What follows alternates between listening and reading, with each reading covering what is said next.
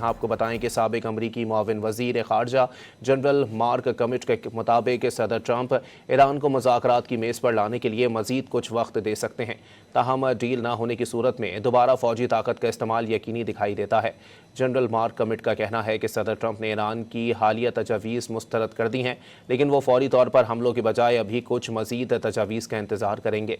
उनके मुताबिक ट्रंप इंतज़ामिया चाहती है कि ईरान मुज़ाकरात के आगाज़ के लिए एक हतमी तारीख दे।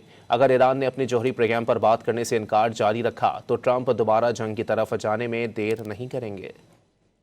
यहाँ आपको बताएं कि साबिक अमरीकी मुआविन वज़ीर ख़ारजा जनरल मार्क कमिट के मुताबिक सदर ट्रंप ईरान को मुज़ाकरात की मेज़ पर लाने के लिए मज़ीद कुछ वक्त दे सकते हैं। ताहम डील न होने की सूरत में दोबारा फ़ौजी ताकत का इस्तेमाल यकीनी दिखाई देता है।